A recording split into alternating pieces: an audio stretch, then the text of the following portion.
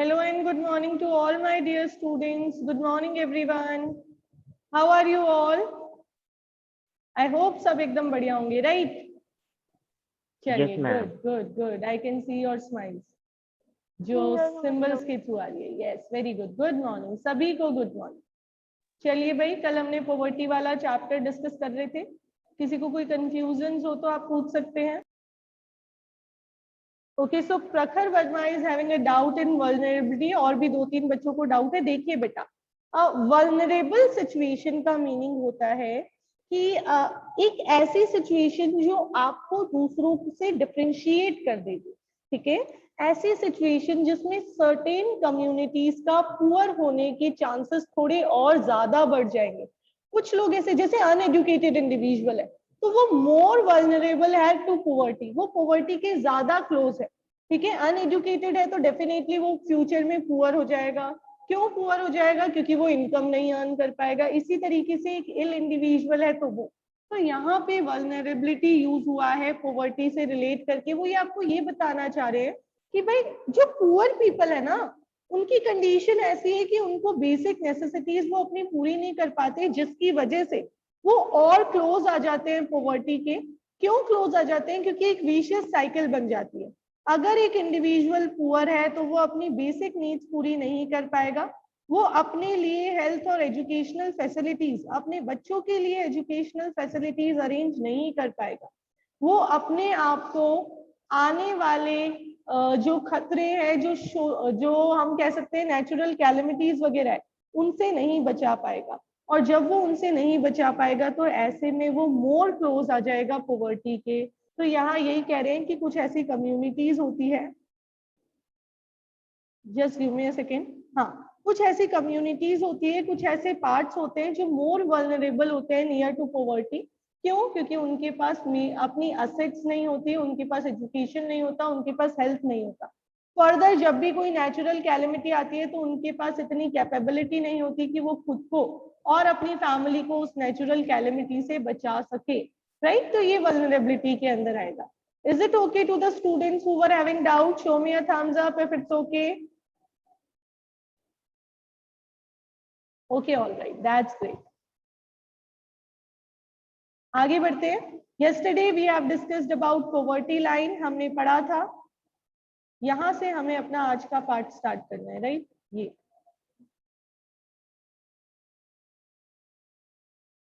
Recording in progress.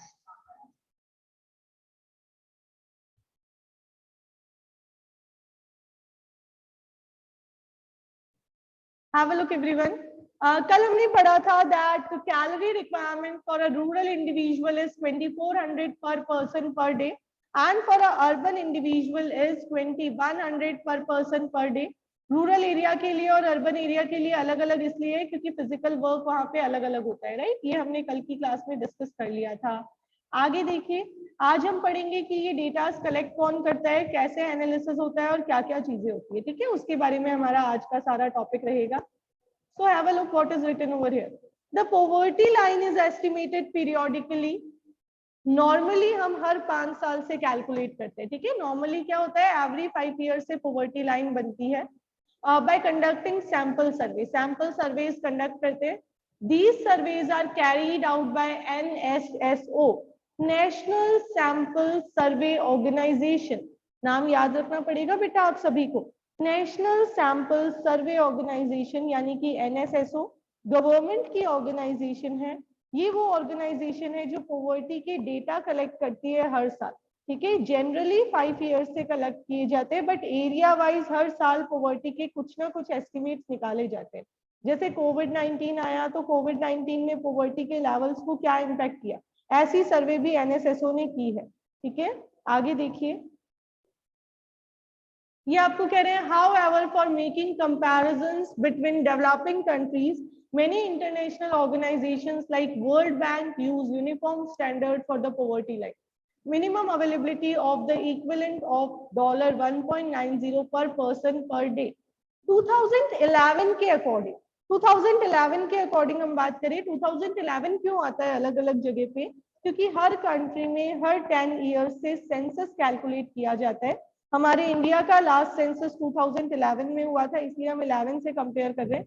अब ये कह रहे हैं कुछ इंटरनेशनल ऑर्गेनाइजेशन जैसे कि वर्ल्ड बैंक हो गया या WHO हो गया, ऐसी ऑर्गेनाइजेशंस क्या करती है, एक यूनिफॉर्म स्टैंडर्ड मेंटेन कर देती है कि हर कंट्री में लोगों के पास एटलीस्ट इतनी इनकम लेवल होनी चाहिए पर पर्सन पर डे। अगर उतनी नहीं है तो इसका मतलब है कि वो पॉवर्टी को फेस आउट कर रहे हैं। अब ये कितना फिक्स है, $1.9 पर पर्सन पर डे। पर पर्सन पर डे अगर कोई इंडिविजुअल $1.9 अरेंज कर पाता है अपने एक्सपेंडिचर के लिए तो वो पुअर नहीं है, अदरवाइज वो पुअर है। अब आगे टेबल 3.1 में हम पढ़ेंगे। देखिए पॉवर्टी एस्टिमेट्स दिए हुए हैं 1993 से लेके 2011-12 तक के पॉवर्टी एस्टिमेट्स दिए हुए हैं, परसेंटेज फॉर्म में भी दिए हुए हैं और number of poors in million भी दिए हुए हैं। रूरल और अर्बन एरिया के इंडिविजुअली आप देखिए, पहले 507 फिर 32, अर्बन एरिया में टोटल देखें तो ये 50.7 है, ये 507 का करेक्शन कर लेना, ठीक है 50.7 है। 45% टोटल रूरल पीपल 1993 और 94 में पुअर हुआ करते थे। आज की डेट में 22%, हम ये कहते हैं approx 22% of people in India lives below poverty line. और नंबर ऑफ पीपल की बात करें तो 270 मिलियन पीपल अभी भी ऐसे हैं जो बिलो पॉवर्टी लाइन है, ठीक है। बीपीएल पॉपुलेशन है, ऐसे लोग हैं जिनको बेसिक फैसिलिटीज नहीं मिल पा रही है। अब ये इस टेबल के बारे में आपको बता रहे हैं, क्या कह रहे हैं देखिए। It is very clear from table 3.1 that there is substantial decline in poverty ratios. Decline हुआ है 45% से 37.2% और अभी 22% तक आए। ये ट्रेंड जो है वो डिक्रीज हुआ है ना, less than 20% next few years में हो जाएगा कि हमारे इंडिया में 20% से कम लोग पुअर की कैटेगरी में रहेंगे। परसेंटेज कम हुआ है but number of poor people में बहुत ज्यादा डिक्लाइन नहीं है, सिर्फ एनुअल डिक्लाइन कितना हो रहा है 2.2% का, अगर हम नंबर में मेजर करें। उसके बाद में देखिए वल्नरेबल ग्रुप वापस आ गया, वो ग्रुप जो सारी प्रॉब्लम्स फेस कर रहे हैं, है ना, सिचुएशंस। पॉवर्टी सबके लिए सेम नहीं है, कुछ लोग ऐसे हैं जिनके लिए नॉर्मल है, कुछ लोग ऐसे हैं जिनके लिए बहुत ही वल्नरेबल सिचुएशन है, ऐसी सिचुएशन जो टॉलरेट ही ना की जाए, ठीक है, ऐसी सिचुएशन जिसको देख के हमें दया आ जाए उन लोगों पे। तो क्या कह रहे हैं ये देखिए, the proportion of people below poverty line is not same for all social groups and economic categories in India. Social groups which are more vulnerable to poverty are SC and ST household. Scheduled caste और scheduled tribe के जो लोग हैं वो more vulnerable है poverty के. Similarly, among the economic group, the most vulnerable are the rural agricultural labor households and the urban casual labor household. ये कह रहे हैं वैसे तो सब कहीं ना कहीं अगर बात करूं तो बहुत सारे लोग पुअर हैं, लेकिन सबसे ज्यादा वल्नरेबल कंडीशंस की अगर हम बात करें तो वो, अगर मैं इकोनॉमिक सेक्शन की बात करूं, कास्ट वाइज बात करूं तो SC और ST, तभी तो सरकार ने उनको बहुत सारे प्रोटेक्शंस दिए। और अगर मैं इकोनॉमिक एक्टिविटी वाइज बात करूं तो रूरल एरिया में जो लैंडलेस एग्रीकल्चरल लेबरर है वो, और अर्बन एरिया में जो कैजुअल लेबर है जिसको प्रॉपर जॉब नहीं मिलती है, पूरे सीजन में जॉब नहीं मिलती है, वो लोग। फिर देखिए graph 3.1 percentage of poor people बता रहा है इन सभी ग्रुप्स में। आगे ये देखिए ये रहा, अगर मैं शेड्यूल्ड ट्राइब के लोगों की बात करूं तो 43% लोग, टोटल जितने भी SC कैटेगरी के लोग हैं, ST कास्ट वाले 43% लोग पुअर कैटेगरी में आते हैं। अगर मैं शेड्यूल कास्ट की बात करूं तो 29% लोग। एवरेज इंडियन पॉवर्टी रेशियो देखो तो 22% एवरेज इंडियंस पुअर है। कैजुअल लेबर रूरल एरिया के 34% पुअर ही है, यानी रूरल एरिया में जितनी भी एग्रीकल्चरल लेबर है उनमें से 34% पुअर है, और अर्बन एरिया में नॉन फार्म एरिया वाले भी जो भी कैजुअल लेबर्स है उनमें से 34% पीपल तो ऐसे हैं जो पॉवर्टी लाइन के अंडर आ रहे हैं। तो ये मोस्ट वल्नरेबल ग्रुप है, यानी ये ऐसे ग्रुप है जिनको सबसे ज्यादा इम्पैक्ट होता है किसी भी प्रॉब्लम का। आगे देखिए क्या कह रहे हैं ये, इसी के बारे में ये जो परसेंटेज मैंने बताया है ना, यही परसेंटेज इन्होंने एक्सप्लेन किया है, मैं यहां से बता रही हूँ। The double disadvantage of being a landless casual wage labor household in the socially disadvantaged social group of scheduled caste or the scheduled tribe population highlights the seriousness of the problem. ये कह रहे हैं दो disadvantages हो जाती है अगर एक तो एससी या एसटी कास्ट से बिलोंग कर रहा है इंडिविजुअल तो, और दूसरा अगर उसके साथ उसके पास लैंड भी नहीं है, उसके पास अवेलेबल नहीं है मींस तो भी, ठीक है। बट ये प्रॉब्लम्स आज की डेट में ऐसी नहीं है, ये 2011 की बात हो रही है और हम 2021 तक पहुंच गए। सरकार ने जो भी एससी और एसटी कास्ट के लोग हैं उनके लिए बहुत सारी जॉब अपॉर्चुनिटीज क्रिएट की और अब वो पुअर कैटेगरी में नहीं आते, राइट। हमारी क्लास में भी ऐसे बहुत सारे लोग होंगे जो शेड्यूल कास्ट और शेड्यूल ट्राइब से बिलोंग करते हैं। पुरानी इमेज अलग थी, वो अगर अपने पेरेंट्स से पूछेंगे कि पास्ट हिस्ट्री कैसी थी तो आपको पता चलेगा पुरानी इमेज अलग थी, है ना, उस सेक्शन ने क्या क्या फेस किया। बट करंट सिचुएशन की बात करूं तो ऐसी कोई बात नहीं है कि वो लोग पुअर है, क्योंकि करंट सिचुएशन चेंज हो गई है। कैसे हुई चेंज? जॉब अपॉर्चुनिटीज की वजह से, राइट। आगे देखिए, some recent studies have shown that except the scheduled tribe household, all other three groups, scheduled caste, agricultural laborers and urban casual labor have seen a decline in poverty in the 1990s. यानी ST को छोड़ दो, बाकी SC वाले लोग जो rural labourers है या अर्बन लेबरर्स है उनकी पॉवर्टी लेवल में डिक्लाइन तो आया है। Apart from these social groups, there is also inequalities of income within the family. Family के अंदर भी inequalities होती है। The poor family all suffers, but some suffer more than others. ये कह रहे हैं सारी पुअर फैमिलीज ही सफर करती है, लेकिन कुछ फैमिलीज बाकियों के कंपैरेटिवली ज्यादा भी सफर करती है। हो सकता है हम दो पुअर्स को कंपेयर करें तो उनमें भी सफरिंग का लेवल अलग अलग होगा। In some cases, women, elderly people and female infants are denied equal access to resource available to the family. Family के अंदर ऐसा भी होता है, पुअर फैमिली है तो हेल्थ फैसिलिटी और एजुकेशन फैसिलिटी सिर्फ मेल्स के लिए अवेलेबल करवाई जाती है, फीमेल्स के लिए अवेलेबल ही नहीं करवाई जाती, तो फैमिली के अंदर भी सफरिंग होती है। अब देखो क्या कह रहे हैं, एक इंडिविजुअल है उसकी बात हो रही है, I could not get enough money even in town. It will be difficult to send my children to school with such an irregular income. एक पर्सन है जो कह रहा है मैं तो टाउन में भी अच्छा पैसा नहीं अर्न कर पाऊंगा और अपने बच्चों को एजुकेशन नहीं दे पाऊंगा। अब ऐसे ही शिवाराम की एक स्टोरी की बात कर रहे हैं ये देखिए।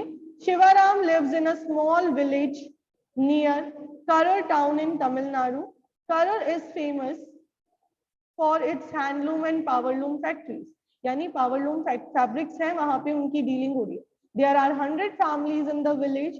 Shivaram and cobbler by caste now works as an agricultural laborer for 160 rupees per day.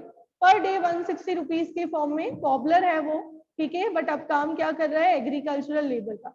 But that's only for 5 to 6 months in a year. यानी ये 160 पर डे भी उसको कब मिलते हैं? साल में सिर्फ 6 महीने, 5-6 महीने मिलते हैं। Eight other times it does odd jobs in the town, यानी बाकी के टाइम में वो टाउन में कुछ दूसरी छोटी मोटी जॉब्स करता है। His wife Shashikala too works with him, उसकी वाइफ भी उसी के साथ काम करती है, but she can rarely find work these days, and even if she does, she is paid rupees 100 per day for some work that same work that Shivaram does. यानी same काम कर रहे हैं दोनों, उसकी वाइफ और वो।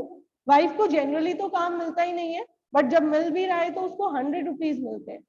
ये माना जाता है इंडियन सोसाइटी में कि मेल्स को फैमिली रन कर रही है तो उनको ज्यादा पेमेंट की जरूरत है as compare to female.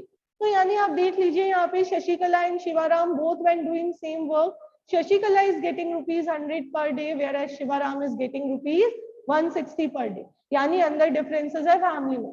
There are 8 members in the family. Shivaram's 65-year-old widowed mother is ill and need to be helped with her daily chores. यानी ये कह रहे हैं फैमिली में और भी मेंबर्स है, 65 years old एक मदर भी है, फादर है नहीं शिवाराम के, और वो मदर घर के काम देखती है तो उसको भी हेल्प की जरूरत पड़ती है। एक अनमैरिड सिस्टर है और 4 बच्चे भी हैं, ठीक है। 4 बच्चों की एज क्या है? 1 से 16 ईयर्स।